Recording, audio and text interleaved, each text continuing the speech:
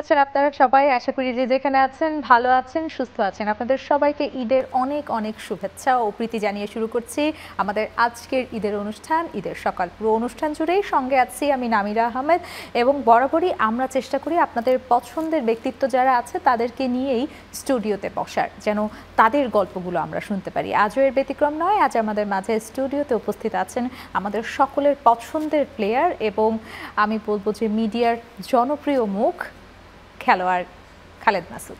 কেমন আছেন? আলহামদুলিল্লাহ ভালো আছি। ঈদ মোবারক। আপনি কেমন আছেন? আমিও বেশ ভালো আছি। শুরুতেই সবসময় আমরা খেলা নিয়ে গল্প করি, তবে এবার গল্পটা একটু ব্যতিক্রম হবে। আমি যদি জানতে চাই আপনার কাছে যে ঈদের সকালটা আসলে কেমন কাটে আপনার?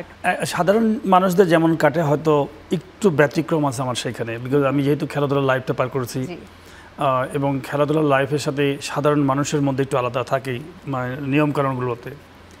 তো সেই ক্ষেত্রে ঈদে অ্যাজ ইউজুয়াল যেটা সবাই করি আমরা, ঈদের নামাজ পড়া। এবং আমি বিগত দিনগুলোতে সবসময় ছিলাম, আব্বা আমার বেঁচে ছিলেন যখন, তো ফার্স্ট নামাজ পড়তে যাব এবং বাবার সাথে পাশে দাঁড়ায় থেকে নামাজ পড়ব এবং ফার্স্ট কোলাকুলিটা আব্বার সাথে করব। এইটা ছিল আমার সবচেয়ে মানে একটা হার্টের টাচি জায়গা, আনন্দের জায়গা। তারপরে গোরস্থানে যেতাম, মানুষজনের জন্য দাওয়া করতাম এবং সাথে রেগুলার ওয়ার্ক, বাসায় এসে নাস্তা করা, সবাই মিলে একসাথে নাস্তা করা। এই শুরু হলো। তারপর থেকে আমার লাইফটা হচ্ছে ঘুম।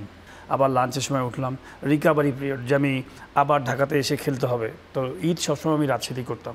তো আবার নিজেকে রিফ্রেশ করার জন্য প্রচণ্ড ঘুমাতাম। ঠিক বিকালে সন্ধ্যার সময় উঠে তখন বন্ধুদের সাথে যে প্রচণ্ড আড্ডা, রিক্রেশন, যে জিনিসটা দরকার, ফুয়েল, যে আপনি বন্ধু বান্ধবের সাথে আড্ডা দিলে যে একদম পুরো মাইন্ড থেকে ফ্রেশ হলেন খেলা থেকে, তো সেই জায়গাটা রিফ্রেশ হয়ে আবার তারপরে আবার রেগুলার নর্মাল লাইফ।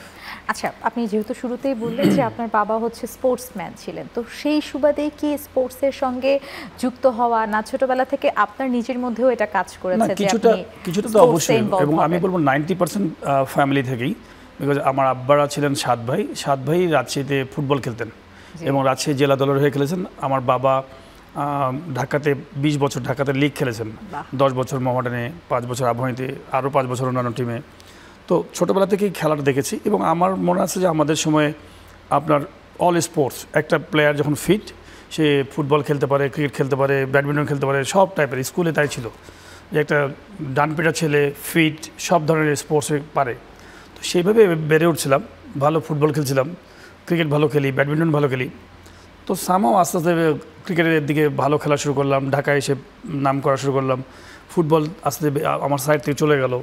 এই ক্রিকেটে আমার পুরো পরিবারে ফুটবল, কিন্তু আমি শুধুমাত্র ক্রিকেট। আচ্ছা, এবার যদি একটু জানতে চাই, ঢাকায় যখন আসলেন তখনকার ঈদগুলো নিশ্চয়ই একটু ভিন্ন কেটেছে? না, ঢাকায় পারতপক্ষে ঈদ কম করেছি। আচ্ছা, আমার পুরো ফ্যামিলি, ধরেন বোন, তারপরে আমার চাচা, ফুপু, না, সবাই তো ultimately Rajshahi based, origin Rajshahi. তো ঈদের একটা আলাদা মজা আছে যে আপনি বাসায় সবাইকে নিয়ে ঈদ করবেন, এই যে সবার সাথে দেখা হবে, একটা ছুটি পেয়েছেন। ওই সময় কিন্তু সবার ঈদ ছুটি থাকে, যারা অফিস করে, বিজনেস করে। তো হয়তো এমনও আছে যে ঈদের পরের দিন খেলা আছে, ইন্টারন্যাশনাল ম্যাচ ঢাকাতে, ঈদের সময় খেলা চলছে পুরো 1 মাস। হয়তো ক্যালেন্ডারটা এমন করা আছে যে ঈদের পরের দিন রেস্ট ডে আছে, পরের দিন ম্যাচ। তো নামাজ পড়েছি, ঈদের নামাজ পড়েছি, পরে আবার 10টার মধ্যে রওনা দিয়ে গাড়ি ড্রাইভ করে চলে আসছি। ওই যে বাবা মার সাথে থাকবো, একটু দেখা হবে, সবার সাথে মোলাকাত করবো, দিয়ে আবার 10টার সময় রওনা দিয়ে আবার ঢাকায় চলে আসছি। তো এরকম হবেই, বাট আমি খুব এনজয় করি, বিকজ হচ্ছে যে লাইফের প্রত্যেকটা মুহূর্তকে আপনাকে এনজয় করতে হবে। ঈদ একটা ফেস্টিভ, আপনি সামাজিক বলেন, সব কিছু মিলে, ধার্মিক বলেন, তো সময়কে ভাগ করে নিলে আমার কাছে মনে হয় যে খুব সব কিছুই সহজ। ঈদের কাজটা করে আবার নিজের কাজে চলে যাওয়া। এই যে পরিবারের প্রসঙ্গ যেহেতু চলেই আসলো, পরিবারে কি আছে? পরিবারে আমার ছেলে, বেসিক্যালি আমার ছেলে এখন অনেক বড় হয়ে গেছে, তার বয়স 25। সে পড়ালেখা করছে। সেও কি খেলাধুলায় আছে? একদম আলাদা। আর আমি আসলে একটা জিনিস, আপনি একটা মুভি দেখেছেন 3 ইডিয়টস, যে হিন্দি মুভি, খুব শিক্ষার জন্য খুব ভালো মুভি। জি জি। তো আমি ওই মুভিটাকে খুব মানে নিজেকে প্র্যাকটিক্যাল মুভি মনে করি, যে এখান থেকে অনেক কিছু লার্ন করা যায়, শেখা যায়। তো মুভি তো বেসিক্যালি এরকমই হওয়া উচিত যে অনেক কিছু শিখবেন, মানে একটা মেসেজ হওয়া উচিত। হ্যাঁ, রিক্রেশন, অনেক কিছু থাকবে। তো আমার ছেলে যখন ছোটোবেলা থেকে খুব ট্যালেন্ট ছিল পড়ালেখার দিকে এবং কম্পিউটারে বিশেষ করে, তো খুবই ট্যালেন্ট ছিল। তো আমি কখনোই পুশ করি না। মাঠে যেত, মাঠে হয়তো অত এনজয় করতো, বাট অত বেশি না যেটা কম্পিউটারে করতো। তো তো আলহামদুলিল্লাহ সেই পড়ালেখা যখন এখান থেকে স্কুল পাস করার পরে তার ইচ্ছা ছিল যে বাইরে যে পড়ালেখা করবে, এবং সে তখন চলে যায় ক্যালগারি ইউনিভার্সিটি মানে ক্যালগারি। তো সেখানে যে পড়ালেখা শেষ করেছে ডিসেম্বরে, এবং এখন ফুল টাইম ওখানে জব করছে একটা সফটওয়্যার কোম্পানিতে। তো ভালো আছে, এবং আশা করি দোয়া করি যেন বড় কিছু করে এবং বাংলাদেশের জন্য কিছু করে। ঈদ প্রসঙ্গে চলে আসছি, রোজার ঈদ সম্পর্কে তো শুনলাম, এবার একটু কোরবানির ঈদ সম্পর্কে শুনি। কোরবানির ঈদটা কিন্তু মানে রোজার ঈদ থেকে একটু ব্যতিক্রম, যেহেতু কোরবানির একটা ব্যাপার থাকে। অনেকে দেখা যায় যে পরিবারের সবাইকে নিয়েই হচ্ছে ওই সময়টা বা ওই দিনটা ফাঁকা রাখে, এরকম একটা ব্যাপার। আপনার ক্ষেত্রে আসলে আমি প্রত্যেকটা ধার্মিক যে মিনিংগুলো, সেই মিনিংগুলো চেষ্টা করি যে রাইট ওয়েতে করা। যেমন অনেকেই ভয় পায় যে কোরবানি দিতে, জি, তো আমি অনেক আগে থেকেই আমি নিজে থেকেই কোরবানি দিই, মানে নিজে থেকেই জবাটা করি, বিকজ এটা আমাদের একটা আপনি যদি দেখেন কোরবানির অর্থটা কী, যে আপনি কোরবানি করছেন, আপনি অন্য মানুষকে দিয়ে করলেন, তাহলে কোরবানি কী হলো? বাট আমার কাছে মনে হয় যে নিজের থেকে কোরবানি দেওয়াটা খুব ইম্পর্টেন্ট, যে আপনি কোরবানি দিচ্ছেন এবং ফিল করা যে আমি একটা করছি এরকম কিছু। সেকেন্ড হচ্ছে, আমার আম্মা যখন গত বছর মারা গেছেন, আমার খুব ইচ্ছা ছিল যে যতদিন পর্যন্ত মা বেঁচে থাকবেন, লাস্ট 2-3 বছর আমার মা অসুস্থ ছিলেন, বিছানাগত ছিলেন অলমোস্ট, প্ল্যান ছিল যে আমি লাস্ট পর্যন্ত ঢাকার সমস্ত কাজ ফেলে, হ্যাঁ কাজ করেছি, মাকে আমি সময় দেবো। বিকজ এতদিন যাবৎ আমি খেলাধুলা করেছি, বাবা মাকে সময় দিতে পারি নাই, আমার শুধু সুনাম, অর্থ বা এই সব কাজেই ব্যস্ত ছিলাম। তো তারা আমাকে এত কিছু করেছে ছোটোবেলা থেকে, তো আমি তো ছেলে হিসেবে তো কিছু দায়িত্ব আমার আছে, যে আমার বাবা মাকে লাস্ট পর্যন্ত দেখা। তো ঢাকায় থাকা অবস্থায় বাবা মারা যান, আচমকা সুযোগ পায় নাই। তখন প্ল্যান ছিল যে না, মা যতদিন পর্যন্ত বেঁচে আছে মায়ের সাথে থাকবো এবং মায়ের জানাজাটা আমি পড়াবো, মানে যেন লাস্ট পর্যন্ত ওনাকে আমি কবরে লাস্ট পর্যন্ত আমি রেখে আসবো। আচ্ছা, সেটা আমি করতে পেরেছি, সেটা আমার বড় একটা আনন্দ, মানে যেটা আমার প্ল্যান ছিল সেটা আমি করেছি। আমি মনে করি প্রত্যেকটা ছেলে উচিত যে এই জিনিসটা চিন্তা করা, ছোট্ট জিনিস, এবং এগুলো ছোটো ছোটো জিনিসগুলো আপনাকে অনেক আনন্দ দেবে মনের মধ্যে। আচ্ছা, জীবনের অনেক সময় তো দেশের বাহিরে পৃথিবীর বিভিন্ন কান্ট্রিতে যাওয়ার সুযোগ হয়েছে। এই সময়গুলো আসলে কেমন এনজয় করেছেন? যখন জনপ্রিয়তাটা পেয়েছেন, দর্শক আপনাকে চেনে, মানুষ আপনাকে ভালোবাসে, মানুষ আপনাকে দেখতে চায়, আপনার সম্পর্কে জানতে চায়, ওই অনুভূতিটা কেমন ছিল? আমার কাছে আসলে ওই অনুভূতিটা খুব বেশি এফেক্ট করে না। মানে থাকে না যে অনেকে ওই অনুভূতি থেকে হারায় যায়, আপনি নিজেকে আলাদা করে ফেললেন মানুষের থেকে, আমাকে কখনো করে না। বিকজ আমি জন্মগত থেকে দেখে আসছি বাবার মানে ওই জিনিসটা, ফ্যামিলি ব্যাকগ্রাউন্ড ছিল, বাবা অনেক পপুলার একজন মানুষ ছিল, যেখানে যেতাম, চিটাগাং বলেন, ঢাকা বলেন, যেখানে যেতাম বা আব্বাকে সবাই চিনতো। না, কিন্তু থাকে না নিজের একটা মানে অর্জন যেটাকে বলে, না ওটা আমি ধরতাম যে আমাকে আল্লাহ তাআলা একটা গুণ দিয়েছে, এই কাজটা আমি করতে পারি, এটা আমি বেস্ট ট্রাই করি, আমাকে হয়তো ওইখানে আমাকে মানুষের ভালোবাসা, দোয়া, বাট আমি সবসময় রেসপেক্ট করতাম। বিকজ তারা যদি আমাকে ভালো না বাসতো, তারা যদি আমাকে সেই ধরনের ক্ল্যাপ না করতে, হয়তো আমি অত উৎসাহ পেতাম না। তো সেই রেসপেক্টটা as a player, as a person, আমার কাছে মনে হয় যে প্রত্যেকটা মানুষের প্রতি আমার সেই ভালোবাসা সেটা থাকে। সাধারণত পারতপক্ষে যতটুকু পারি মানুষের ছবি তুলতে চাইলে চেষ্টা করি যে যতটুকু পারি তাদেরকে সময় দেওয়া, বিকজ আপনি অ্যাট দ্য এন্ড সবাইকে নিয়েই তো ভালো থাকতে হবে। যাক, আজকে তাহলে আমি একটা ছবি তুলতে পারবো। না না, কেন পারবেন? অবশ্যই। যে কেউ হয়তো ভালো স্পোর্টসম্যান হতে পারে, কেউ ভালো ইঞ্জিনিয়ার হতে পারে, কেউ ভালো মানে আর্কিটেক্ট হতে পারে, কেউ ভালো ডাক্তার হতে পারে। আল্লাহ তাআলা সবাইকে গুণ দিয়েছে, কিন্তু গুণটা রাইট টাইমে যদি পিক না করতে পারেন, এবং আপনি যদি শুধু পিক করলে হবে না। অনেকে বলে অনেক ট্যালেন্ট আছে, ওই ছেলেটা প্রচুর ট্যালেন্ট, কিন্তু ইউজ করলেন না। আপনার কাছে একটা ডায়মন্ড আছে, খনি থেকে তুলছেন, কিন্তু ডায়মন্ডটা ভালো মতো কাটিং করলে না, ওই ডায়মন্ডের কোনো গুণ নাই। তো প্রত্যেকটা মানুষের কাছে আল্লাহ তাআলা গুণ দিয়েছে, কিন্তু আপনাকে নিজেকে পিক করতে হবে কোন জিনিসটার মধ্যে আপনার ওই গুণটা আছে এবং ইউজ করতে হবে। প্রবলেম হচ্ছে বাংলাদেশে আমাদের প্রত্যেকটা গুণের কোনো নাই, কদর নাই। যে আপনি ধরেন এটা অস্ট্রেলিয়া হতো, আমেরিকা হতো, সেটা যে সেক্টরে হন না কেন, যদি আপনি ওই কোয়ালিটি হন, সব সেক্টরের দাম আছে। শুধু আমাদের এখানে যেমন ক্রিকেট, আমি এটাকে খুব বাজেভাবে দেখি। শুধু ক্রিকেট খেললে যে পপুলার হবে কেন? আপনি কাবাডি খেলে পপুলার হতে পারে, আপনি ওয়ার্ল্ড স্পোর্টসে দেখেন, অস্ট্রেলিয়া দেখবেন যে একটা আমার বাংলাদেশে যে অ্যাথলেট, যে 100 মিটার চ্যাম্পিয়ন ফার্স্ট, তাকে কেউ হয়তো চিনেই না। শুধু পেপারে একদিন পত্রিকায় দেখি যে মানে বাংলাদেশের দ্রুততম মানব, কিন্তু আমেরিকায় যে দেখবেন যে দ্রুততম মানব, তার যে স্পন্সার, তার যে কালচার, মানে সেই আলাদা একটা। তো ঠিক অস্ট্রেলিয়াতেও তাই। তো আমাদের দেশে বিভিন্ন যে গুণের যে গুণান্বিত যে জিনিসগুলো আছে, সেই উপাদানগুলো আমরা ডেভেলপ করতে পারি নাই, শুধুমাত্র একটা বিষয়টা আসলে কতটুকু পরিবর্তন করা উচিত সেটাই শুনবো। তবে এখন সময় হয়ে গেছে ছোট্ট একটি বিরতি। জি স্যার। দর্শক, গল্পে আড্ডায় সময় হয়েছে ছোট্ট একটি বিরতির। কোথাও যাবেন না, চোখ রাখবেন চ্যানেল 9-এর পর্দায়।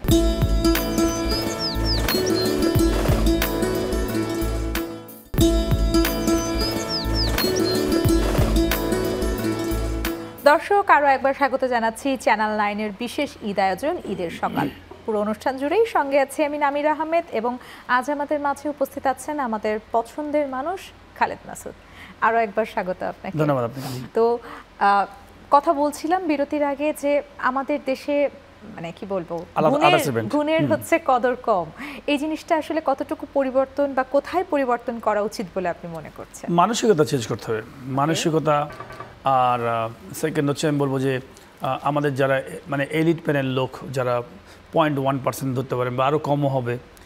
আমাদের দেশের মানুষ চমৎকার মানুষ। আপনি যদি যান গ্রামে গঞ্জে বিভিন্ন জায়গায় যাবেন, দেখবেন মানুষ যে আপনি একটা অ্যাড্রেসের খোঁজ করবেন, দেখবেন সাদাতে মানুষ আপনি কিন্তু পারলে নিজে দেখা দিবেন, এবং আপনি কোথাও বাসা যে কোনো প্রবলেম হলে পানি চাইলে পানি খাওয়াবে। বিদেশে আপনি অনেক জায়গায় হয়তো এটা পাবেন না। তারা 200-300 বছরের কালচার ডেভেলপ করতে হতে আজকে এখানে আসছে, নিউজিল্যান্ড বলেন, স্কটল্যান্ড বলেন। বাট আমাদের এই যারা ডিসিশন মেকার, যারা এগুলো পলিসি মেক করবে, তারাই করাপ্টেড। তো তারা এই করাপশনের কারণে ধরেন আমাদের বাদবাকি মানুষ হয়তো পড়ালেখা করে নাই, মূর্খতা আছে, বাট তারা কিন্তু গডকে ট্রাস্ট করে, আল্লাহকে ট্রাস্ট করে। দেখবেন আপনি দেখবেন যে একটা রিক্সা রেখে কিন্তু না রোজা রাখে। অবশ্যই কৃষক কিন্তু দেখবেন যে ওই সারা দিন রোদের মধ্যে কৃষকের ধান চাষ করছে বা যেটা করছে রোজা রেখে করে। তার মানে কতখানি মনের দিক থেকে তারা ডেডিকেটেড, প্রভুভক্ত। তো এই মানুষগুলোকে যদি ভালো পথ দেখাতে পারতেন, আমি শিওর যে বাংলাদেশের চেয়ে এত সুন্দর দেশ কোথাও হতে পারে না। এত সুন্দর ঋতু আপনি 12 মাসেই আপনি কিন্তু ইউজ করতে পারেন। বিদেশে বিভিন্ন দেশ আছে 6 মাস বরফে পড়ে থাকে, অথচ কি লাইফস্টাইল, সুপার লাইফস্টাইল, কোনো কিছুর অভাব নাই। তো আমার মনে হয় মানসিকতা চেঞ্জ করতে হবে, আর কোনো কাজকেই ছোট করে দেখার উপায় নাই। আচ্ছা, আমি যদি এখানে একটু জিজ্ঞাসা করি, মানে আমি জানতেই চাই, সেটা হচ্ছে কখনো কি এমন হয়েছে যে খালিদ মাসুদের কাছ থেকে অনেকে হয়তো শিখতে এসেছে, সেটা সে বলতে পারেনি সরাসরি, আপনি যে কোনোভাবে জানতে পেরেছেন, সেই জায়গায় গিয়ে আপনি উপস্থিত হয়েছেন? মানে কি শিখতে? ক্রিকেট? অর হ্যাঁ, অবশ্যই। আমি যেহেতু খেলাধুলা ছাড়ার পর তো, এবং যখন খেলাধুলাও করি তখনও তো অনেক জুনিয়র প্লেয়ার যারা আমাদেরকে ফলো করতেন, আইকন হিসেবে মানে মনে করতেন। তো আমি চেষ্টা করি সবসময় যে আমার ব্রেনের মধ্যে যা আছে শেয়ার করা। আমি লোকায় রাখা পছন্দ করি না। সেটা হতে পারে ক্রিকেট, সেটা হতে পারে অন্য কোনো আইডিয়া, যে বা অন্য কোনো ইভেন্টস। দেখেন, আমি আমার ব্রেনের মধ্যে সুন্দর একটা আইডিয়া আসলো, যেটা হয়তো আমার জন্য পারফেক্ট না। ডাক্তারি একটা আইডিয়া আসতে পারে, বা হয়তো দেখা গেলো ইঞ্জিনিয়ারিং একটা আইডিয়া আসতে পারে, যেটা আমার জন্য পারফেক্ট না। কিন্তু আপনি ঘুমের মধ্যে হোক বা যেভাবে হোক, আপনি একটা স্বপ্নের মধ্যে দেখেছেন যে এই সুন্দর প্রকল্পটা সুন্দর হতে পারে, কিন্তু আপনি অ্যাপ্রোপ্রিয়েট লোক না। তো এটা বরঞ্চ শেয়ার করে দিলে হয়তো ওই লোকের এবং ওই সমাজের জন্য কাজে লাগবে। তো এরকম অনেক সুন্দর সুন্দর আইডিয়া আছে, যা হয়তো দেখা গেলো যে আমি মানুষের সাথে শেয়ার করেছি, এবং তারা অনেকেই সাকসেস হয়েছে, ভালো লাগে। এবং আপনি যখন আরও ভালো হচ্ছে কি, ধরেন আপনি যখন দেশ বিদেশ বিভিন্ন জায়গায়, আমি তো পড়ালেখা করতাম, আসলে খুব একটা ভালো ছিলাম না পড়ালেখাতে। আচ্ছা, এখানে আমার একটা প্রশ্ন আছে, আপনি আসলে কোন সাবজেক্টের স্টুডেন্ট? আমি ইসলামিক হিস্ট্রিতে ছিলাম, মানে ইউনিভার্সিটিতে। কিন্তু প্রথমে ছিলাম আপনি হচ্ছে আর্টসে, এসএসসিতে। পরে যখন কমার্সে গেলাম হচ্ছে ইন্টারমিডিয়েট, পরে ডিগ্রি পাস করলাম, পরে আবার ইসলামিক হিস্ট্রিতে পাস করতে, মানে মাস্টার্স করার জন্য ভর্তি ছিলাম রাজশাহী বিশ্ববিদ্যালয়ে। কিন্তু পড়ালেখার দিকে আমি খুব একটা ভালো ছিলাম না। কিন্তু আমি বলবো যে আমার নলেজ যেটা হচ্ছে যে পড়ালেখা আমাকে মনে হয় যে একটা জেনারেল নলেজ দেয় পড়ালেখা। ওখানে সব বিভিন্ন মানুষ কি লিখেছেন, কি মানে আগেকার কি হয়েছে, এগুলো লেখা আছে। কিন্তু প্র্যাকটিক্যাল নলেজটা খুব ইম্পর্টেন্ট। আপনি যখন দেশ বিদেশ বিভিন্ন জায়গায় ঘুরবেন, গুলিস্তানে যাবেন, গুলিস্তানের মানুষের সাথে মিশবেন, গ্রামে যাবেন, গ্রামের মানুষের সাথে মিশবেন। যে দেশে খেলতে গেছি সেই দেশের মানুষের সাথে মেশার চেষ্টা করেছি, ওই দেশের কালচার কি, দেন ইউ রিয়ালাইজ যে আপনি আমার দেশের ওয়েদারের সাথে, আমার দেশের মানুষের সাথে, ওই দেশের মানুষের সাথে কোন জিনিসটা আপনি ইমপ্লিমেন্ট করবেন নিজের ব্রেনটাকে ইউজ করে। আপনি যদি সব কিছু নিতে পারেন তো, এবং কোনো মানুষের সাথে কথা বাদ দিবেন না, একটা রিক্সাওয়ালার সাথেও কথা বলবেন।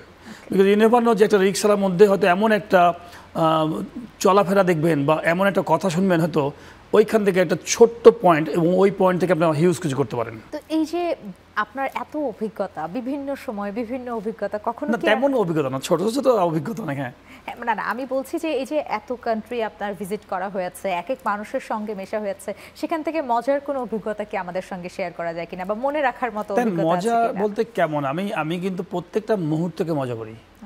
আমি অ্যাজ এ পার্সন, আমার কাছে মনে হয় যে লাইফটা হচ্ছে একদম ট্রেনের মতো জার্নি।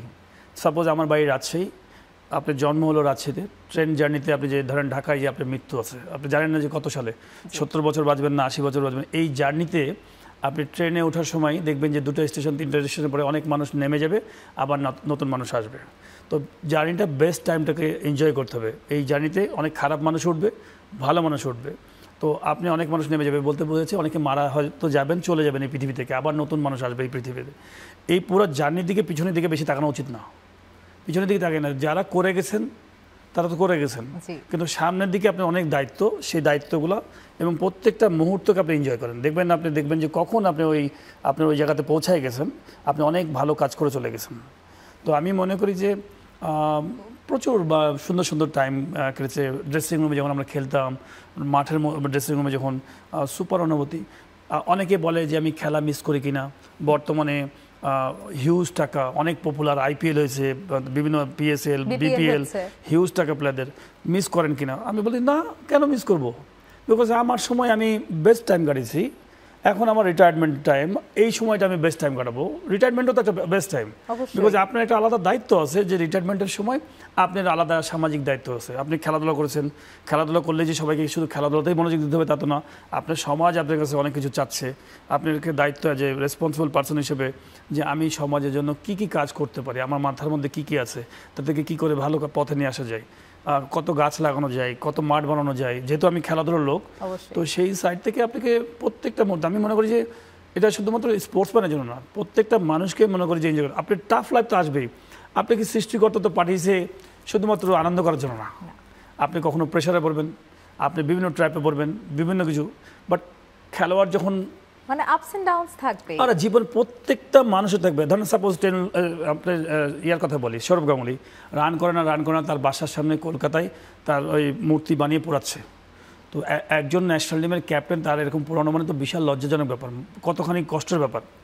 এতখানি তার ফ্যান, এতখানি ফলোয়ার্স, এরকম টাফ টাইম যাবে। বিকজ ওই টাফ টাইমটাকে তো পার করার জন্য তো আপনাকে পাঠিয়েছে আল্লাহ, যে আপনি কি করে এটাকে এনজয় করবেন। আমি এনজয় বলতে ওই সেন্স বলছি, হ্যাঁ টাইপ টাইমটা ডেভেলপ করা হবে। হ্যাঁ, আপনি বেসিক জায়গায় সেন্স ইউজ করেন যে আমি রিল্যাক্স, আমি এই জায়গায় ফেসে আছি বা আমার টাফ টাইম পার হচ্ছি, আমি এটাকে সমাধান করার চেষ্টা করবো কি কতভাবে। কিন্তু রাত্রে ঘুমানোর সময় সমাধান করবেন না। রাত্রে অনেকেই আছে, সাধারণ মানুষ যারা আছে, ধরেন দিনের বেলায় প্রেশার আছে, রাত্রেবেলায় 3টার সময় ঘুমানোর মধ্যে ওই প্রেশারটা নিয়ে ঘুমাচ্ছে। তাহলে আপনি কি হলো, সারা রাত জেগে আছেন ওই প্রেশার নিয়ে, পরের দিন সকালবেলা আপনি ভালো কাজও করবেন না, ভালো চিন্তাও করতে পারবেন না। ঘুমানোর সময় আপনি নিজেকে জিরো বানান। আপনি সেটা যদি 12টার সময় ঘুমান বা রাত্রে 10টার সময় ঘুমানোর সময় একদম আল্লাহর কাছে ছেড়ে দিয়ে আপনি জিরো বানিয়ে ফেলেন যে আমি কিছুই না, আমি জিরো। এবং এটা একটা প্র্যাকটিস। আপনি যদি মেডিটেশনের মতো আপনি যদি প্র্যাকটিস করতে পারেন যে আমি নিজে একদম জিরো, আমার কোনো প্রপার্টি নাই, আমার কোনো সম্পদ নাই, কিছু নাই, আমি দুনিয়ার কিছু না, ভেজাল মুক্ত। আপনি কখন ঘুমাতে পারবেন? যখন আপনার ব্রেনটা রিল্যাক্স। মানুষ যে মানে ঘুমের ওষুধ খায়, কেন খায়? ব্রেনটাকে যেন কোনো চিন্তা করতে দেয় না, তখনই তো মানুষ ঘুমাতে পারে। তো আপনি ফিজিক্যালি যদি আপনি প্র্যাকটিস করেন যে আমি এরকম চিন্তা করব এবং ঘুমটা ফ্রেশ ঘুমাবো, সকালবেলায় উঠে আপনার চিন্তা শুরু করেন যে কী করলে আমার সমাধান আসবে। বাহ, চমৎকার। আরও গল্প শুনবো, তবে এখন সময় হয়ে গেছে আরও একটি ছোট্ট বিরতি। দর্শক, গল্প করছিলাম, আরও গল্প শুনবো যেহেতু আমাদের পছন্দের মানুষকে আমরা পেয়েছি। তবে এখন সময় হয়ে গেছে আরও একটি ছোট্ট বিরতির। কোথাও যাবেন না, চোখ রাখবেন চ্যানেল 9-এর পর্দায়।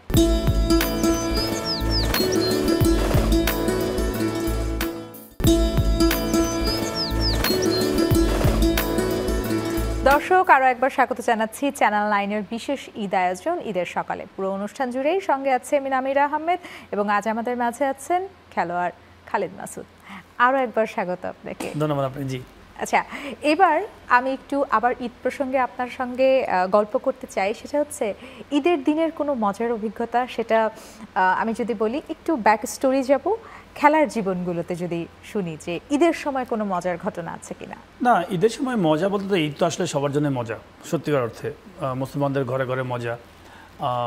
এরকম প্রচুর হয়তো আনন্দ করেছি বন্ধুবান্ধব নিয়ে। বিশেষ করে চুপ করে পালায় চলে যেতাম বাসা থেকে দূর থেকে। মনে আছে সাইকেল চালায়, ছোটোবেলায় সাইকেল খুব পপুলার ছিল। এখন তো ধরেন গাড়ি, মানুষের মোটরসাইকেল অনেক কিছু হয়ে গেছে, তখন তারা তো মোটরসাইকেল গাড়ি ছিল না, এবং সেই সুযোগও ছিল না। তো তখন সব বন্ধুরা মিলে সাইকেল অ্যারেঞ্জ করে সব দূরে চলে যেতাম ঘুরতে, যেটা এখন মানে বেসিক্যালি অনেক ইয়াং মানুষরা করে, ছেলেরা। তো এরকম অনেকে আছে, যেমন কষ্টেরও আছে, ঈদ করতে পারছেন না দেশের বাইরে, দূর থেকে হয়তো দেখা গেলো যে আপনি ঈদ করছেন, ওই দিনে ফোনে বাবা মার সাথে কথা বলছেন, সবার সাথে কথা বলছেন। তো অবস্থা এরকম অনেক আছে, বাট আনন্দই বেশি। আমি মনে করি যে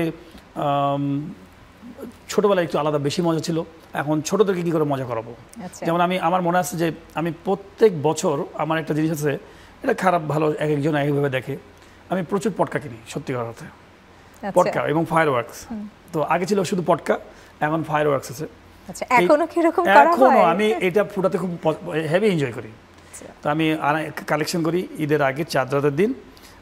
আমার বাড়ির পাশে যত ছোটো, আমি তো আগে ছোটোবেলায় যেমন ফুটাতাম, এই আনন্দটা আমি উপভোগ করতাম। তো আমি এখন ফিল করি যে এই বাচ্চাদেরকে আমি ওদেরকে এনজয় করাবো, মানে ওদের আনন্দটা আমার কাছে আনন্দ। এই আমার মহল্লায় ম্যাক্সিমাম বাচ্চা যত মানে সব আছে এরকম সাইজের যত ক্যাট। তাহলে পাড়া মহল্লায় গেলে এখনো বাচ্চাদের সঙ্গে সেই আগের মতো মানে পরিচয় আছে? আমি খুব এনজয় করি বাচ্চাদের সাথে। আমি মানে বাচ্চা বলতে না, যে কোনো মানুষের সাথে আমি খুব মানে মজা করে কথা বলি। এবং আমি আরেকটু করি কেন, যে এই ফায়ার ওয়ার্কস ফুটাতে যে সাহস লাগে, বাচ্চা অনেক দেখবেন যে ফার্মের মুরগির মতো অনেক বাচ্চা আছে, সত্যি কথা, ভয় পায়, যাবো না।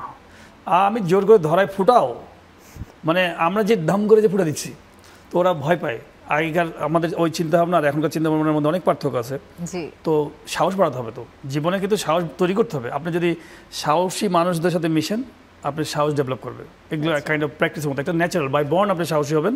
আবার অনেক সময় আপনি সাহসী নাও হতে পারেন, কিন্তু আপনার সারাউন্ডিং যে মানুষগুলোর সাথে মিশবেন, জীবনে সবসময় মনে করি যে আপনাকে একটা পারপাস নিয়ে মিশতে হবে। আপনার বেস্ট ফ্রেন্ড থাকবে, কিন্তু আপনি ভীতু লোকের সাথে যখন বেশি থাকবেন, আপনি ভীতুই হবেন। আর যত সাহসী মানুষের সাথে মিশবেন, তত সাহসী হবেন। কিছুক্ষণ আগে আপনি একটা কথা বলেছিলেন যে এখন আপনাকে অনেকেই প্রশ্ন করে রিটায়ারমেন্ট যখন হয়েই গেল তখন আসলে খেলাটা মিস করেন কিনা। আমি এই প্রশ্নটা করব না, তবে আমি যদি জানতে চাই যে রিটায়ারমেন্টের পরে আসলে একটা মানুষ কি কি করতে পারে সেই সম্পর্কে যদি আপনার কাছ থেকে একটু শুনি। আমি তো রিটায়ারমেন্ট বলে আমি মনেই করি না রিটায়ারমেন্ট। আমি ওই ধরুন খেলাধুলা করেছি, খেলাধুলার আমার হয়তো ওই যৌবনটা গেছে। খেলাধুলার যে বয়স, এনার্জি, যে জিনিসটা লাগে একটা ন্যাশনাল টিমে খেলতে গেলে, যে জিনিসটা পারমিট লাগে, যেটা হচ্ছে যে আপনার ওই এনার্জি, ওই ফিটনেস, আই কন্ডিশন, অনেকগুলো ব্যাপার আছে যেটা আপনি হয়তো ম্যাচ করছেন না এখন ন্যাশনাল টিমের সাথে। তো তখন আপনাকে আলটিমেটলি তো সরে যেতেই হবে, অন্য মানুষকে জায়গা দিতে হবে, এবং পরবর্তী লাইফে আপনি কী করতে পারবেন সেটা নিয়ে আপনি এনজয় করেন। আমার কাছে মনে হয় কিসের রিটায়ার্ড, লাইফের প্রত্যেকটা পার্ট। আপনি সাপোজ এক্সাম্পল ডক্টর ইউনূস সাহেব, আমাদের যিনি উপদেষ্টা আছেন, প্রধান উপদেষ্টা, ওনার বয়স তো এখন অনেক, তাহলে তো ওনার বাসায় তো যে ফার্মিং করা উচিত ছিল। আপনি জীবনে যতদিন পর্যন্ত, আমি প্রথমে বলেছিলাম যে বাই ট্রেন জার্নি লাইফটা, যতদিন পর্যন্ত আপনার জ্ঞান আছে, সুস্থ আছেন, সবল আছেন, আপনি বিছানা থেকেও আপনি অনেক কিছু কাজ করতে পারবেন। তো কেন আপনি দিবেন না? বিকজ এই পৃথিবীতে মানুষ কিন্তু বিভিন্ন রকম আছে। অনেক মানুষ আছে অভাগা, দরিদ্র, আপনার কাছে অনেক ট্যালেন্ট দিয়েছে, আপনার কাছে অনেক এনার্জি দিয়েছে, আপনি এই ট্যালেন্টটা ওনাদের সাথে শেয়ার করেন। বিকজ আপনার মাধ্যমে হয়তো আরও 10টা লোক হয়তো উপকৃত, 10টা পরিবার হয়তো দাঁড়াবে। তো আপনার এনার্জিটাকে রিটায়ার দিয়ে আপনি বাসায় ঘুমায় রাখেন না, বরঞ্চ আপনি পরবর্তী সময়টাকে আরও যতটুকু ভালো লাগে ততটুকু করে করে আর 10টা মানুষের জন্য আপনি কিছু করেন। আচ্ছা, যে কথাটা আপনি বারবার একটা প্রসঙ্গ আপনি টেনে নিয়ে এসেছেন যে নতুনদের জায়গা দিতে হবে, তো যারা আসলে তরুণ, নতুন এই অঙ্গনে আসতে চাচ্ছে, তাদের সম্পর্কে আপনি কি বলবেন? আমি মনে করি বাংলাদেশের তরুণ অনেক ডাইনামিক। এই ছেলেদেরকে বা মেয়েদেরকে আমাদের ভবিষ্যতের চিন্তা করাতে হবে এবং পজিটিভ ধারণা করে দিতে হবে, এবং বড়দের দায়িত্ব হচ্ছে যে পুরো প্ল্যাটফর্মটা তৈরি করে রাখা। আমাদের দেখবেন যে অনেক ছেলেরা বা মেয়েরা দেখবেন যে বিষণ্ণতায় হয়তো দেখা গেলো যে রং লাইনে চলে যাচ্ছে, বিকজ আমাদের ভুলের কারণে, গার্ডিয়ানদের ভুলের কারণে। আপনি খেলাধুলার যে অঙ্গনের কথা যদি বলেন, খেলাধুলা বিভিন্ন ডিস্ট্রিক্টে হয় না, বিভিন্ন বিভাগে খেলাধুলা হয় না। তাহলে কী হচ্ছে, যারা খেলাধুলার সেক্টরে আছে তারা কিন্তু আলটিমেটলি বিষণ্ণতায় যাচ্ছে। তো পড়ালেখাগুলোও ঠিক এরকম, পড়ালেখাগুলো প্রত্যেকটা ইউনিভার্সিটি কলেজে যদি ঠিকমতো পড়ালেখা হয়, স্কুলগুলোতে যদি কোয়ালিটি পড়ালেখা হয়, প্রত্যেকটা সেক্টরে কিন্তু অনেক ভালো কিছু হতে পারে। বাংলাদেশে এই ছেলেরাই কিন্তু বিদেশে যে অনেক বড় কিছু করছে, বাংলাদেশে থেকে অনেক বড় কিছু করছে। তো এই সুপার ট্যালেন্টেড সব ফিউচার আছে। আমি মনে করি আমাদের রাইট ওয়েতে যদি প্ল্যান করা যায়, অনেক ফিউচার আছে এই দেশের ইয়াংদের জন্য। নিঃসন্দেহে আমরাও চাই বাংলাদেশের মানুষরা আরও অনেক ভালো থাকুক, বিশ্বের দরবারে মুখ তুলে নিজেকে রিপ্রেজেন্ট করতে পারুক। অসংখ্য ধন্যবাদ। ধন্যবাদ আপনাকে, বেশ ভালো লাগলো আপনার সঙ্গে গল্প করে। তবে এখন কিন্তু সময় একেবারে শেষের দিকে, আপনি যদি আমাদের দর্শকদের উদ্দেশ্যে কিছু বলতেন। সবাইকে বলবো ঈদ মোবারক, ঈদের শুভেচ্ছা রইল, আর ভালো থাকবেন। আর সবচেয়ে বড় কথা হচ্ছে যে ঈদ অবশ্যই খুব আনন্দের, এবং সাথে আমি বলবো যে মনে রাখবেন যে সবাইকে নিয়ে আনন্দ করার অনেক মজা আছে, তাই পাশে যারা আছেন দরিদ্র সবাইকে সহায়তা করবেন। সবাইকে ভালো থাকবেন এবং ঈদ মোবারক আবারও। তো দর্শক, এই ছিল আমাদের আজকের আয়োজন। আগামী পর্ব দেখার আমন্ত্রণ রইল। একই সময়ে আপনারা সবাই ভালো থাকবেন, সুস্থ থাকবেন। ওয়ান্স অ্যাগেইন ঈদ মোবারক।